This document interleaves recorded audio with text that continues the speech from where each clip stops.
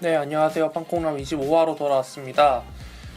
이제 시즌도 막바지에 접어들었네요. 이제 플레이오프를 하신 분들은 아마 이번 주를 끝으로 시즌을 마감하셨을 것 같고, 또 정규 시즌을 치르고 계시는 분들은 이번 주가 마지막이겠네요. 저도 정규 시즌을 치르고 있어서 이제 이번 매치업이 마지막 매치업이 될 것 같은데, 또 마지막 매치업인 만큼 또 열심히 분석해서 알려드리도록 하겠습니다. 먼저 리뷰부터 읽어드리도록 하겠습니다. 이제 시즌 막바지다 보니까는 리뷰가 많이 올라오진 않는데 어쨌든 꾸준히 올라오고 있었습니다. 근데 또 다시 트렌드가 바뀐 게 이제 녹음 시간까지 이제 분석을 하셔가지고 그 직전에 그 리뷰를 딱 맞춰서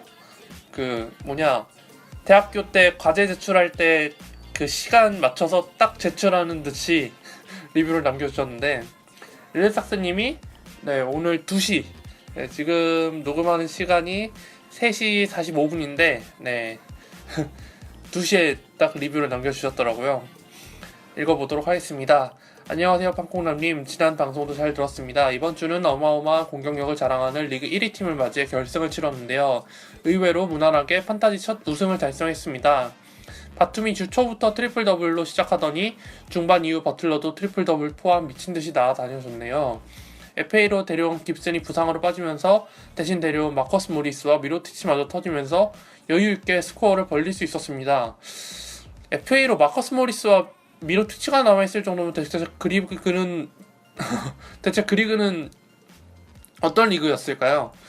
한 달 전부터 플레이오프 기간에 맞춰 경기 수가 많은 선수들을 모으고 팀이 끝까지 플레이오프 경쟁권이라 동기부여가 강할 수밖에 없는 선수들을 트레이드한 게 좋은 결과를 얻을 수 있었던 것 같네요. 그 말은 곧 그 우승권 선수들을 다 팔아버리고 좀 플레이오프 사정권 안에 있는 선수들을 많이 데려왔다는 건데, 그건 정말 잘 한 것 같습니다. 결과적으로 팀에 부상 선수가 많은 바람에 어쩔 수 없이 스몰 라인업을 돌렸고 다른 쪽으로 이기는 방법을 연구한 것이 좋은 결과로 나타난 것 같습니다. 한 해 동안 좋은 방송 감사드리며 끝까지 잘 듣겠습니다. 라고 남겨주셨는데, 일단 그 결승전에서 우승한 요인 한 3가지 정도가 나오는 것 같은데, 첫 번째 요인은 일단 데리고 있는 선수들이 딱 그 기간에 정말 미친듯이 활약을 펼쳐준 거죠. 플레이오프에 그런 말이 있잖아요. 플레이오프에는 미친 선수가 나와야지 승리하고 우승할 수 있다라고 했는데, 지금 레드삭스님의 바툼 뿐만 아니라 버틀러도 트리플 더블을 하면서 정말 좋은 활약을 펼쳐줬는데, 거기에 이제 두 번째로는 FA로 데려왔던 깁슨이 부상으로 빠졌는데 오히려 데려온 선수들이 더욱더 좋은 선수들이네요. 마커스 모리스와 미로티치인데, 저번 주 마커스 모리스 괜찮았어요. 또 그리고 미로티치도 3점슛 많이 넣고 벤치에서 출격하면서 좋은 모습 보여줘서 오히려 깁슨보다 더욱더 생산성 있는 모습을 많이 보여줬을 것 같아요. 그러니까는 여유있게 스코어를 벌릴 수 있었고, 또 세 번째, 이게 굉장히 중요한 건데, 한 달 전부터 플레이오프 기간에 맞춰서 선수들을 모았다는 게 거의 이거는 엑셀이나 워드로 작업하지 않는 한 인간의 머릿속으로는 한 달 전까지 상세하게 기억을 할 수가 없는 그런 데이터베이스입니다. 근데 이것까지 생각을 하시고 준비를 하셨다는 게 처음 판타지를 치르시는 분답지 않게 정말 차근차근 또 섬세하게 분석을 잘 하신 것 같고, 어떻게 보면 우승을 할 수밖에 없었던 좀 나름의 좀 고도의 설계가 아니었나 싶을 정도로 정말 플레이오프를 잘 보내신 것 같아요. 또 그리고 저번에도 얘기했듯이 스몰 라인업을 돌렸는데 굉장히 하이브리드하게 빅맨 2명을 좀 굉장히 센 캐로 잘 데려오셨고, 또 스몰 라인업을 또 생산성 있는 여러 카테고리에서 스탯을 쌓아줄 수 있는 스몰 라인업을 펼치다 보니까는 어느 팀을 만나도 상성이 꿀리지 않는 그런 상성을 만들어낼 수 있었던 게 레드삭스님한테 굉장히 좋은 영향을 끼친 것 같습니다. 레드삭스님께서 매니아에서 계속 저희 방송 홍보글에 답글로 감사합니다, 잘 듣겠습니다 라고 남겨주셨는데, 제가 매니아는 그냥 눈팅만 많이 하지 글 올릴 때 빼고는 그렇게 댓글 활동을 많이 하진 않아서 항상 제가 방송 올릴 때나 확인하고 그랬었는데 이제 마지막을 앞두고 항상 감사드렸다는 말씀을 전하고 싶습니다. 또 다음 시즌에도 또 많이 준비해서 돌아올 거고, 또 판타지 리그도 하나 더 개설을 해서, 아니면은 기존에 있던 리그를 합쳐서 운영을 할지 조금 고민을 해보고, 좀 더 판을 넓힐 것인지 아니면 새 판을 짤지 조금 고민을 해보고 다시 돌아오도록 할 텐데, 이것저것 많이 좀 준비를 해볼 것 같아요. 네, 시즌 1이 실패하지는 않았던 것 같으니까 좀 더 박차를 가해서 이것저것 준비해 보도록 하겠습니다. 네, 이렇게 리뷰 읽어보도록 했고, 저희 팀 리뷰로 넘어가도록 할게요. 네, 돌아왔습니다. 이번에는 리뷰가 한 개밖에 안 올라와가지고 리뷰 읽어주는 시간이 굉장히 짧았는데 대신 저희 팀 리뷰에서 제가 할 말이 좀 있어서 조금 길게 편성을 해봤습니다. 일단 저번에도 말씀드렸듯이 또 리그 1과 리그 2의 그 데칼코마니 현상이 또 일어나 버렸습니다. 리그 1에서는 4승 5패를 기록했고 리그 2에서는 5승 4패를 기록을 했습니다. 리그 2에 비하면 리그 1에서 훨씬 할 얘기가 많은데, 일단 저희 팀이 꼴찌 팀이고 상대 팀이 2위 팀인데 1위 팀하고는 조금 격차가 멀어진 상태였지만 3, 4위 팀하고 조금 여차했다가는 바로 순위가 뒤집힐 수도 있는 상황이었는데, 제가 약간 고춧가루를 팍팍 제대로 뿌린 것 같아서 조금 2위 팀 유저분한테 좀 적잖은 상처를 입혀드렸을 것 같습니다. 일단 그 매치업이 2위 팀인 거를 확인하고 매치업을 둘러봤는데, 이 팀은 그 시즌 중반 트레이드로 인해서 클레이 톰슨과 그 웨스트브룩이었나요? 그렇게 얻고 해서 결국에는 웨스트브룩, 존월, 커즌스와 클레이 톰슨을 갖고 있는 정말 무시무시한 조합을 갖고 있는 팀이었습니다. 그 당시에 저는 트레이드를 거부 투표를 했는데 어떻게 하다 보니까는 그게 승인 처리가 돼서, 네, 그게 결국엔 성사가 됐었는데, 일단 이 4명은 거의 1, 2라운드급 선수인데 어찌 하다 보니 이렇게 한 팀으로 모여서, 저희 팀 스쿼드로 봤을 때는 절대 이 4선수를 위시한 이 팀을 누적 스탯으로는 절대 이길 수 없다는 것을 판단을 하고, 일단 처음부터 누적 스탯 쌓는 것을 포기를 했습니다. 대신 평균 스탯 위주로 팀을 운영하기 시작했는데, 야투율과 자유투율 그리고 턴오버, 이 3개를 반드시 잡고 이 나머지 스탯 중에서 혹시나 비벼볼 만한 스탯이 있으면 그거를 노려서 최대 4승까지 해보자. 뭐 위닝 시리즈 주는 것은 뭐 맨날 하다 보니까는 별로 신경을 안 쓰게 됐고, 그래서 일단 먼저 야투율이 낮은 가드진들은 거의 다 내렸어요. 그리고 대신에 야투율이 높은 빅맨들 위주로 그 스타팅으로 올렸고, 또 빅맨들은 아무래도 좀 자유투가 낮다 보니까 조금 야투율 대신 좀 자유투율을 좀 보정해줄 수 있는 가드들, 뭐 야투율도 나쁘지 않고 자유투율도 좋은 그런 가드들 위주로만 한두 명씩 데려다가 빅맨들을 보완하는 형식으로 썼었고 했는데, 진행을 하다 보니까 그나마 다행이었던 거는 상대팀에서 그 빅맨의 중심이었던 커즌스가 16번째 테크니컬 파울을 당하면서 한 경기 출전 정지를 당하고, 또 휴식 차원에서 결장을 하면서 그 주를 통째로 날려버리게 됐습니다. 또 데릭 페이버스도 잔부상으로 인해서 여러 경기 쉬면서 조금 결장을 하다가 마지막 경기에 출전하는데 마지막 경기에 스타팅으로 올리지 않아서 약간 이득을 봤습니다. 그리고 드와이트 하워드가 있는데 알다시피 이 선수는 자유투율이 좋지가 않아서 자유투율을 많이 깎아먹더라고요. 그래서 저희 팀이 보정을 하니까는 확실히 그 확연한 차이가 드러나더라고요. 그래서 자유투 카테고리는 생각보다 쉽게 가져올 수 있었고, 또 하다 보니까는 조금 이제 블락 쪽에서 저희 팀이랑 상대팀이 경합을 한다는 걸 알 수 있었습니다. 왜냐하면 저는 빅맨 짐들만 계속 올렸었고, 또 상대팀은 커즌스와 페이버스가 아웃된 상태이다 보니까는 블락을 찍어줄 만한 선수가 좀 많이 줄어들어서 저희 팀이 어쩌면은 블락을 가져올 수 있겠다 싶어서 제가 첫날에 에드 데이비스가 조금 괜찮아 보이길래 데려왔었는데 이게 굉장히 좋은 픽이 되었었고, 또 이제 중후반 가면서 자유투율을 지키고 또 야투율도 끌어올릴 수 있으면서 블락도 가능한 코디 젤러, 샬럿의 코디 젤러를 데려왔었고, 또 상대팀에서는 그 비스맥 비온보와 그 디안드레 조던이 한 경기 결장하는 바람에 콜 알드리치가 선발로 출전을 했었는데 생각보다 이 두 선수의 스탯이 좋지가 않아서 마지막 날에 결국에는 제가 블락을 뒤집을 수 있었던 원동력이 되었던 것 같습니다. 그래서 마지막 날까지 스틸도 한 개 차이였는데 마지막 날에 잭 크라우더가 스틸을 여러 개 찍고 저희 팀의 에반 터너가 스틸을 하나도 기록하지 못하면서 결국에는 스틸을 내주게 됐습니다. 어쩌면은 스틸을 역전을 시킬 수도 있는 상태였어요. 왜냐면 제가 가드 선수들 다 내려놓은 상태였기 때문에 제가 뭐 나이트나 빌 같은 야투율 낮은 애들은 안 올렸겠지만 지금 FA로 데려와서 잘 써먹고 있던 프레이저, 네, 혹시나 야투를 똥 싸지 않을까 싶어가지고 내렸는데 올렸으면 아마 스틸도 한번 해볼 만하지 않았을까 싶습니다. 어쨌든 일단 제가 목표로 삼았던 4승을 기록했기 때문에 거기서 1승을 추가하는 거는 그저 그냥 보너스라고 생각했기 때문에 저는 이것도 굉장히 만족스럽다고 생각을 합니다. 2위 팀을 상대로 4승을 뜯어내기가 굉장히 쉽지 않은데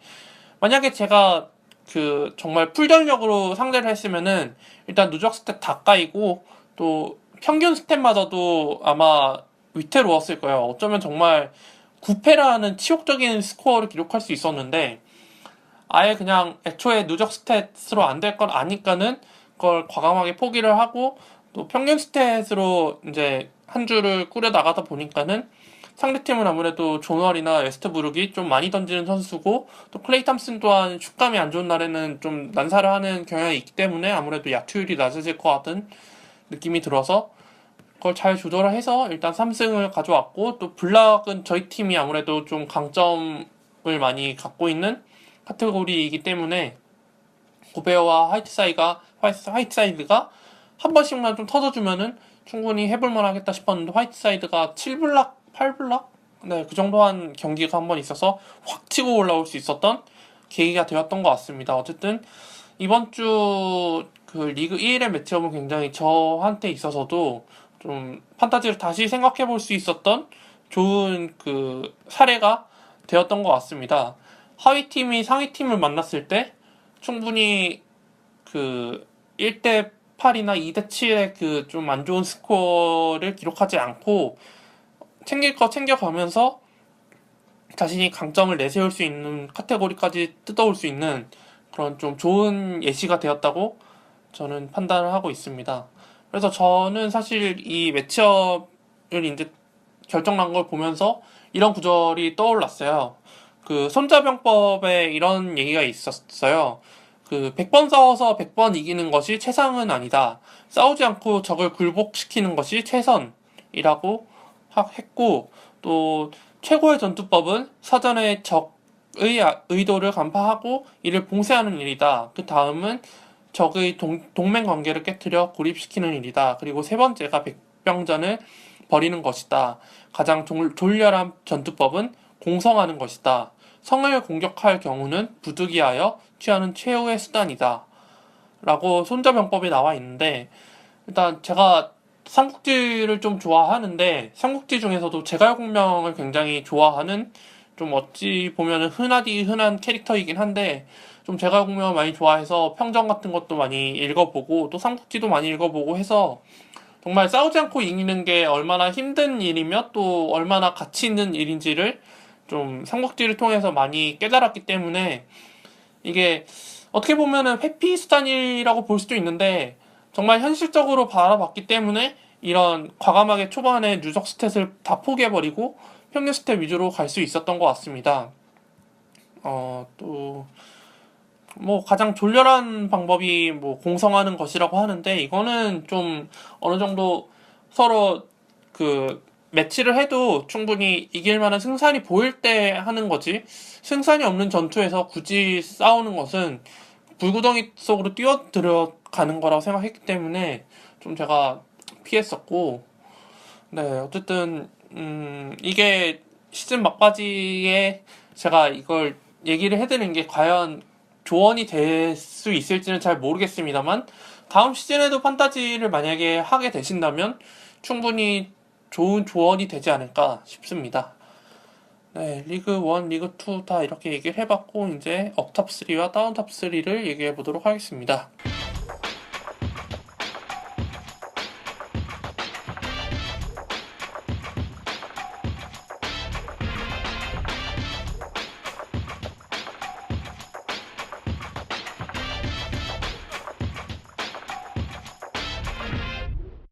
네, 업탑 3와 다운탑 3로 돌아왔습니다. 업탑 3부터 얘기해 보도록 하겠습니다. 첫 번째로 생각나는 선수는 라마카스 알드리치입니다. 먼저 알드리치 시즌 초반에 제가 굉장히 깠었죠. 샌안토니오 시스템 농구에 적응하지 못해서 굉장히 고전하고 있을 때 포틀랜드에서만큼의 그 영향력을 끼치지 못하고 있다, 스탯을 못 쌓고 있다라고 비판을 많이 했었는데, 역시 알드리치가 영리하고 또 NBA 커리어가 아무래도 길다 보니까 확실히 자신의 롤을 깨닫고 그거에 맞춰서 이제 플레이를 하다 보니까 확실히 샌안토니오의 한 주축으로 자리 잡게 된 것 같습니다. 한 시즌이 채 지나지도 않아서. 물론 던컨의 노쇠화가 좀 이제 눈에 띌수록 이제 심해지는 게 보이긴 합니다만, 이제 확실히 알드리치가 샌안토니오의 던컨을 이을 만한 차세대 빅맨, 물론 뭐 차세대라고 하기까지 좀 나이가 없잖아 있긴 합니다만, 어쨌든 덩컨도 지금 40 가까이, 40이 넘어서도 지금 이러고 있는데, 이렇게 뛰고 있는데, 알드리치도 지금 20대 후반, 30대 초반인데 한 그러면 10년은 더 뛸 수 있다는 얘기니까, 물론 스퍼스에 남는다면, 뭐 이번 주 스탯만 보더라도 확실히 이제 자신이 에이스다라는 것을 보여주고 있습니다. 3월 28일 멤피스전 31득점 13리바운드 2블락, 3월 30일 펠리컨스전은 조금 쉬어갔고, 4월 2일 토론토전에서도 31득점 15리바운드를 기록했습니다. 이건 뭐 거의 포틀랜드에 있을 때만큼의 스탯을 보여주고 있고, 또 야투율 또한 뭐 나쁘지 않고, 확실히 이제 샌안토니오에 가서도 슛을 한 경기에 한 15개 이상씩은 던져주면서 이제 확실한 롤을 부여받고 있는 상황입니다. 이제 더 무서운 거는 샌안토니오가 지금 홈 경기 전승을 눈앞에 두고 있고, 또 서부 2번 시드로 올라간다고 하더라도 그렇게 무서울 것이 없는 팀이 되어가고 있습니다. 심지어 골든스테이트도 지금 샌안토니오를 만나서 쉽사리 이기지 못할 뿐더러 또 저번 최근에 있었던 경기는 좀 졌죠. 네. 그래서 플레이오프에 가면 알드리치가 좀 더 부스트하지 않을까. 물론 커리와 탐슨도 부스트하겠지만, 제가 봤을 때는 샌안토니오가 시즌 중에 계속 그 주전 선수들에게 휴식을 주고 했던 게 플레이오프 가서 충분히 그 효과를 톡톡히 볼 수 있을 거라 생각합니다. 반면 골든스테이트는 좀 시즌 후반가면서 선수들이 많이 퍼졌고 또 다친 선수들이 많다 보니까 그걸 재정비하는데 조금 시간이 많이 걸릴 것 같아요. 그리고 또 스테판 커리와 클레이 탐슨은 부상도 없이 꽤 많은 시간을 소화하다 보니까 분명 플레이오프 가서도 조금 슛감을 잃는 등 정규 시즌답지 않은 모습을 좀 보여줄 가능성이 없지 않아 있다고 생각을 합니다. 그래서 아마 이 두 팀은 컨퍼런스 파이널에서 만날 가능성이 굉장히 높은데, 제가 봤을 때는 아마 7차전까지 가지 않을까. 사실상 NBA 파이널이라고 봐도 되지 않을까 싶을 정도로 굉장히 재밌을 매치업이 될 것 같습니다. 뭐 어쩌다 보니까 이런 얘기까지 나왔는데, 어쨌든 그 샌안토니오 중심에는 이제 덩컨이 아니라 알드리치가 될 거라는 확신이 듭니다. 이제는 토니 파커도 완전히 이제 좀 플레이 스타일을 바꿔야 할 정도로 요새화가 많이 진행됐고, 지노빌리는 이번 시즌 좀 굉장히 안 좋은 부위를 다쳐가지고 고전하는 바람에 이래저래 좀 시즌을 날렸는데, 또 뭐 플레이오프 가면 확실히 또 부활을 하겠죠, 그분들. 물론 뭐 삽질 하시는 분들도 있겠지만, 네, 어쨌든 이 정도로 하고, 또 두 번째로 얘기해보고 싶은 선수는 지미 버틀러. 지미 버틀러는 아까 그 리뷰 읽을 때 나왔었죠. 우승을 확정짓는데 굉장히 엑스팩터가 됐던 선수라고 밝혀주셨는데 실제로 그래 했습니다. 지난주 스탯도 굉장히 우수했고 심지어 4월 2일 디트로이트전에서는 트리플 더블을 기록했습니다. 첫 트리플 더블로 알고 있는데 정말 리바운드를 엄청나게 잡아내더라고요. 4월 2일 디트로이트전에서 28득점, 17리바운드, 12어시스트, 3스틸 2블락을 기록을 했는데 3점 슛은 1개, 네, 야투율도 나쁘지 않았고 자유투도 괜찮았고, 네, 정말 대단하다고 생각하는 게 정말 출전 시간이 고르게 많습니다. 네, 30분은 기본이고 최근 3경기는 39분, 39분, 38분, 네, 38분째를 기록을 하면서 정말 철이 있다 싶을 정도로 굉장히 오래 뛰고 있는데, 다만 좀 걱정되는 것은 시카고가 아마 이번 시즌 플레이오프에 올라가지 못할 가능성이 굉장히 높아지면서 이 선수를 트레이드 카드로 써야 한다는 얘기가 심심치 않게 들리고 있습니다. 왜냐하면 데릭 로즈를 팔기에는 좀 나이보다는 좀 몸값이 비싸고 또 부상도 잦다 보니까 효용성이 좀 떨어질 것 같다는 판단이 많이 들고 있고, 이와 반대로 버틀러는 연봉도 상대적으로 좀 저렴하고 또 스탯도 괜찮고 또 부상 위험도 로즈보다 좀 덜 하니까 트레이드 카드로 좀 더 좋은 선수로 바꿔올 수 있지 않을까, 하다못해 픽이라도. 네, 근데 버틀러는 오히려 시카고가 좋다면서 네, 시카고에 남겠다는 의사를 밝혔습니다. 네, 사실 이 트레이드설에 휘말린 선수가 이렇게 팀에 남겠다고 얘기를 한 거면 솔직히 이 팀에 대한 충성심이 굉장히 높다라고 평가를 할 수 있는데, 그 충성심을 보여주기 위해서 이렇게 이번 주에 불타오른 건지 그것까지는 잘 모르겠습니다만, 어쨌든 저도 지미 버틀러 선수에 대한 확신이 사실 이번 시즌까지 별로 없었거든요. 워낙 그 전임 티보드 감독이 엄청나게 굴려댔던 감독이었고 또 이번 호이버그 감독 또한 버틀러를 엄청나게 굴려대서 이 선수가 과연 언제 퍼질까, 네, 이런 생각을 오히려 더 많이 했던 것 같아요. 근데 물론 한번 다치긴 했습니다만은 다행히 큰 부상은 아니어서 바로 금방 복귀할 수 있었고, 또 복귀해서 조금 시간이 걸리긴 했습니다만 어쨌든 다시 원상태로 복귀를 하는데 성공해서 이제 다음 시즌에도 더 좋은 순번으로 뽑히지 않을까 예상을 해봅니다. 이제 더욱더 스텝업할 여지가 저는 남아있다고 생각을 하는데, 이제 이 선수한테 좀 더 롤이 부여가 돼야겠죠. 제가 봤을 때는 로즈와 버틀러의 조합이 언젠가는 와야 될 거라고 생각을 하는데, 시카고가 언젠가 둘 중 한 명을 선택해야 되는 날이 올 것 같습니다. 사실 현실적으로 봤을 때는 로즈를 트레이드하는 게 맞지만 지금 아마 마이애미의 웨이드 같은 케이스가 되지 않을까 싶습니다. 웨이드를 버렸다가는 마이애미 폭동이 일어날 것 같은, 네, 시카고도 로즈 버렸다가는 네, 구단주 네, 밤길 조심해야 되는 상황이 연출될 수 있어서 굉장히 생각을 많이 해야 될 것 같아요.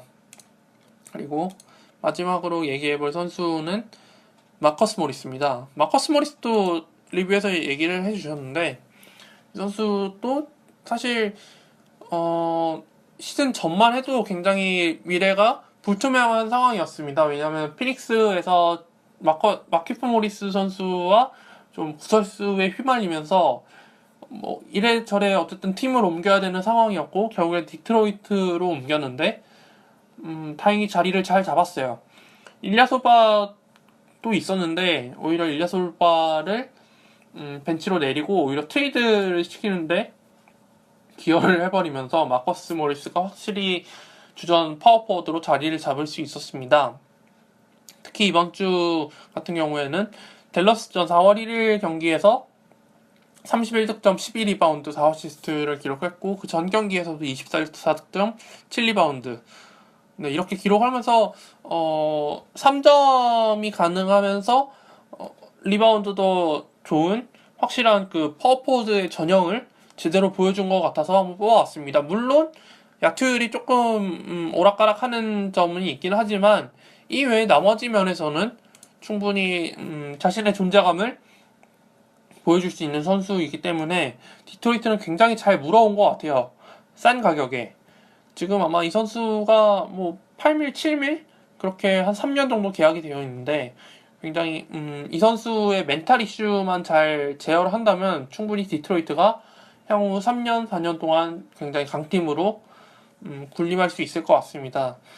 근데 이 팀은 제가 봤을 땐 드러먼드가 자유투를 개선하냐 못하느냐에 따라서 우승 레벨이 될지 그냥 컨텐더의 레벨이 될지 판가름이 날 것 같아요. 일단 이번 시즌은 아마 플레이오프 갈 것 같은데 일단 1라운드까지만 갈 것 같고 네, 아무래도 해거 드러먼드 하면 답이 없으니까 네, 아마 백업 빅맨도 좀 충원을 하고 그럴 것 같습니다. 라이언 앤더슨이 계속 디트로이트와 연결되고 있는데 실제로 성사가 될지 그것까지는 잘 모르겠습니다.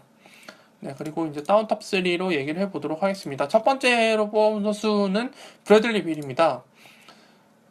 빌 같은 경우에는 지난주에 다쳐서 돌아왔는데 그 경기를 좀 망쳐버렸었죠. 그래서 제가 좀 비판을 많이 했었는데 워싱턴이 예상외로 플레이오프 무대에 이제 탈락을 하다 보니까 빌이 좀 불만을 표시를 한 것 같았습니다. 인터뷰에서.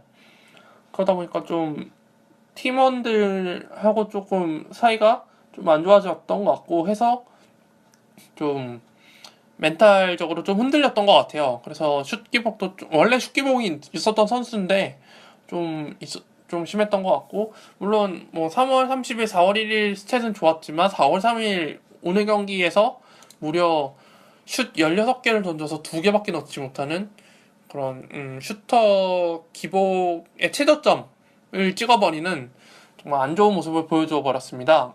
그래서 한번 뽑아봤는데 빌 같은 경우에는 물론 굉장히 샤프 슈터라고 볼 수 있지만 요리 몸인 게 굉장히 큰 약점이고 좀 슛기복도 좀 심한 편이고 그리고 기대치만큼 성장해주지 못하는 점에 있어서 굉장히 마이너스 요소가 되고 있는데 실제로 워싱턴이 이제 빌이 곧 RFA로 풀릴 텐데 과연 이거를 매치를 시킬 것인지 물론 조너를 생각한다면 매치를 하겠지만 조너가 브래들리 빌 조합이 우승을 노릴 만한 조합이 아니라는 것을 최근 3, 4년 동안 느꼈을 테니까 이 두 조합을 냅두고 새로운 멤버를 충원시킬지 아니면 이거를 와해시켜서 새로운 조합을 만들어낼지 워싱턴이 결정을 해야 될 시기라고 봅니다. 물론 빌을 트레이드 카드로 쓴다면 충분히 데려갈 만한 팀은 있겠죠. 또 데려올 만한 선수도 꽤 괜찮은 급일 테고 네. 마키프 모리스가 시즌 중반에 합류해서 좋은 모습을 보여주고 있지만 네네도 지금 조금 안 좋은 모습 보여주고 있고 오토 포터도 지금 내년 내후년이라고 해도 그렇게 크게 성장할 것 같지는 않아 보여서 또 백업 라인도 그렇게 좋아 보이지 않고 해서 워싱턴은 조금 시카고만큼이나 생각을 많이 해야 될 것 같습니다. 다만 다행인 거는 셀러리 캡이 그렇게 폭등하지 않아서 좀 FA로 한두 명씩 무료일 수는 있는 상황인 것 같습니다. 시카고 같은 경우에는 노아랑 깁슨이랑 뭐 이런 선수들을 계속 처리를 해야지 셀러리 캡이 조금 비워지는 상태여서 오히려 좀 더 힘들긴 합니다.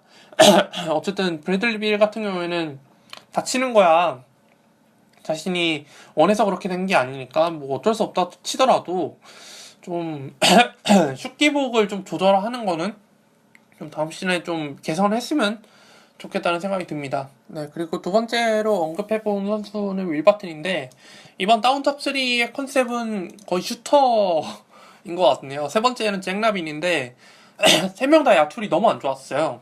그래서 뽑았는데 윌 바튼 경우에는 이 세 명 중에 거의 최악이라고 해도 될 정도로 정말 심각한 상황이었습니다. 3월 31일 펠리컨스전에서 야투 8개 던져서 1개도 못 넣었고 4월 2일 세크라멘토전에서도 9개를 던져서 하나도 기록하지 못하는 정말 충격적인 스탯을 보여줬습니다. 덴버 너게츠 뿐만 아니라 이 바튼 선수를 데리고 있는 유저분들은 정말 뒷목 잡고 쓰러질 만한 야투를 보여줬는데 17개 던져서 하나도 성공시키지 못할 정도면 야투가 충분히 뒤집히고도 남을 야투율을 기록했다는 것입니다. 그 야투 카테고리에서. 그래서 스탯 또한 31일, 4월 2일 경기 정말 처참하게 박살이 났는데 6득점, 3리바운드, 4어시스트 2득점 1리바운드 3어시스트를 기록을 하면서 올해 식스맨상 후보에 먹칠을 할 만한 스탯을 보여줬습니다. 그래서 최근에는 자말 크로포드가 다시 또 식스맨상 후보로 치고 올라오고 있는데 윌바튼이 받을지 크로포드가 또 한 번 받게 될지는 잘 모르겠습니다만은 윌바튼이 아무래도 좀 더 그 식스맨상을 수상하는데 스토리가 있지 않을까 싶습니다. 다만 이제 좀 시즌 마무리할 때까지 좀 기복 없는 모습을 보여줘야겠죠. 그래도 자말 크로포드 같은 경우에는 아무래도 NBA 경력이 많이 있다 보니까 자신이 좀 조절하는 법이 좀 많이 생긴 것 같더라고요. 슛이 안 된다 싶으면은 파고드는 것도 있고 또 공을 뿌리는 것도 있고 해서 윌 같은 경우에도 다음 시즌에도 덴버에 이제 싸게 계약이 돼서 남아 있을 텐데 아마 3년에서 1,100만, 1,200만 그 정도인 걸로 알고 있어요. 그 정도면 덴버가 정말 싸게 잘 잡았다는 얘기인데 이제 다음 시즌에도 갈릴랄리가 복귀를 하더라도 충분히 주전 3번으로 뛸 수 있을 것 같고 또 윌슨 챈들러도 돌아오겠지만 좀 1년짜리 수술과 재활을 하다 보니까 시즌 초반에 바로 복귀하기는 쉽지 않을 거다. 네, 어쨌든 돌아가면서 뛰겠지만 오히려 더욱더 효율성이 좋을 수 있기 때문에 다음 시즌 더 기대되는 선수이긴 합니다. 네, 이 정도로 하고 또 마지막으로 뽑은 선수는 잭 라빈. 네, 어쩌다 보니까는 저희 팀에 있는 두 명을 뽑게 됐는데 잭 라빈 같은 경우에도 사실 제가 시즌 중반에 FA로 데려와서 정말 꾸준하게 15득점 이상을 해주는 선수였습니다. 정말 3쿼터까지만 해도 얘 오늘은 두 자릿수 기록 못하겠네 했는데 4쿼터에 갑자기 폭발을 해서 10득점을 넘겨버린 경기가 정말 한두 경기가 아니었을 정도로 굉장히 4쿼터의 집중력이 상승하는 NBA에 몇 없는 선수였는데 이번 주는 조금 약간 방전이 된 건지 아니면 출전 시간이 줄어들어서 그런 건지 모르겠습니다만은 좀 많이 안 좋았습니다. 3월 30일 클리퍼스전에서 야투 6개 던져서 하나도 득점하지 못했고 또 유타전에서도 9개 던져서 1개밖에 기록하지 못하는 등 굉장히 좋지 않은 모습을 보여줬습니다. 그래서 좀 퍼센테이지 보유율도 좀 줄어들었는데 그래도 작년 이맘때 잭 라빈을 쓰는 것보다는 확실히 라빈을 썼던 게 이번 시즌 썼던 게 확실히 도움이 많이 됐던 것 같습니다. 제가 생각하기로는 오히려 JJ 레딕보다는 잭 라빈이 오히려 낫지 않나 싶을 정도로 왜냐면은 라빈과 레딕 둘 다 3점이 있는 상황이고 물론 레딕이 야투율도 좋고 3점슛 넣는 개수도 훨씬 많지만 라빈도 그렇다고 해서 야투율이 월등하게 낮은 것도 아니고 3점슛 개수도 그렇게 낮은 편이 아니어서 그리고 리바운드나 어시스트 스틸 면에서는 오히려 레딕을 능가하거든요. 보조 리딩도 꾸역꾸역 하는 실정이다 보니까 루비오가 뭐 파울 트러블이든 부상으로 해서 나가 있는 상황이면 라빈이 포인트 가드 역할을 강제적으로 수행하다 보니까 레딩은 그게 절대 안 되잖아요. 그래서 좀 제가 봤을 때는 다음 시즌은 라빈이 좀 더 앞순번에서 뽑힐 수 있지 않나 싶습니다. 다만 이제 또 라빈 또한 슛기복을 줄여야겠죠. 또 루비오가 이번 시즌에는 그래도 큰 부상 없이 잘 넘어갔기 때문에 라빈이 다음 시즌에도 키6맨 롤을 수행할 수 있을지 네 위긴스는 여전히 건재할 것 같고 이제 미네소타도 충분히 그 어린 선수들의 경험이 쌓이고 있으니 한 번쯤 플레이오프 무대를 밟으면서 이제 포텐셜을 터트려야 할 텐데 그 시기가 과연 언제쯤 올지 그거는 사실 좀 모르겠네요. 이번 시즌은 솔직히 한 번쯤 갈만하지 않을까 싶었는데 확실히 그 필립 썬더스 감독이 시즌을 앞두고 별세하신 게 조금 어린 선수들한테 좀 좋지 않은 영향을 끼쳤던 것 같기도 하고 또 세미치아 감독 대행이 네 어쨌든 빠르게 팀을 수습해야 되는 상황이다 보니까는 좀 어수선했던 분위기도 있고 해서 좀 안 좋았던 것 같습니다.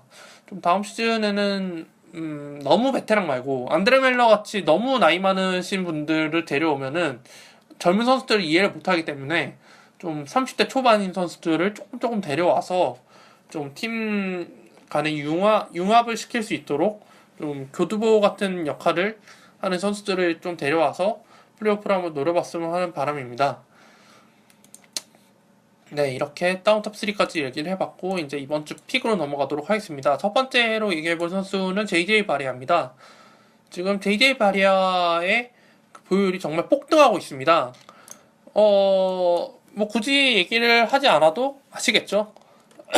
지금 데런 윌리엄스 선수의 부상이 아마 정규 시즌 내로는 복귀하기 힘들 거라는 예측을 하면서 당분간에 뛰지 못하는 게 거의 기정사실화되고 있는 상황에서 JJ 바리아가 또다시 주전 자리를 꿰차고 있습니다. 심지어 레이먼드 펠튼까지 부상으로 지금 결정하고 있는 상황에서 데빈 해리스보다는 확실히 바리아가 리딩 능력이 있기 때문에 아마도 계속해서 주전으로 나오지 않을까 싶은데 3월 23일 포틀랜드전부터 바리아의 스탯이 터지기 시작했습니다. 14득점 2리바운드 5어시스트를 시작해서 3월 21일 골든스테이트전에서 21득점 6어시, 또 28일 덴버전에서는 18득점 11어시, 이렇게 쭉쭉쭉 기록을 하고 있고, 웬만한 포인트 가드 능가할 정도로 스탯을 쌓아주고 있습니다. 제가 봤을 땐 뭐 FA로 남아있다면 반드시 데려가야 할 선수입니다. 뭐 지금 어시스트가 미어 터져서 넘치는 정도가 아니라면 무조건 데려가야 되는 추세입니다. 그래서 이거는 뭐 얘기하지 않으셔도 다들 아실 것 같아서 일단 이렇게 빨리 넘어가도록 보도록 하고, 또 두 번째로 얘기해볼 선수는 브루클린 토마스 로빈슨입니다. 오늘 아침 좀 약간 브레이킹 뉴스로 나왔던 소식인데, 브룩 로페즈와 테디어스 영이 시즌을 일찍 마감하게 됐다고 소식이 떴습니다. 뭐 원인은 별다른 거 없고 부상도 없었고 그냥 휴식 차원에서 결장을 시킨다고 했는데, 뭐 브루클린은 제가 봤을 때는 어차피 이번 시즌 끝났고 플레이오프 질주 가능성 없고 해서 이제 좀 유망주들, 신인들, 좀 벤치 멤버들을 많이 가용해 보겠다는 심산으로 이제 토마스 로빈슨과 헤일리 심스를 주전 스타팅 라인업으로 올리게 되었습니다. 토마스 로빈슨 같은 경우에는 2012 드래프트에서 굉장히 상위 순번으로 뽑혔지만 잘 적응하지 못하고 이 팀 저 팀 떠돌다가 브루클린에 앉게 되었는데, 브룩 로페즈가 결장을 했을 때 꽤 괜찮은 스탯을 많이 보여줬습니다. 그래서 뭐 브룩이 없을 때는 충분히 한두 경기용으로 써볼 만한 자원이라고 생각을 했는데, 브룩 로페즈가 생각보다 이제 그 월차 내는 시간이 빨라지게 되면서 토마스 로빈슨이 주전으로서의 모습을 보여줄 수 있게 되었습니다.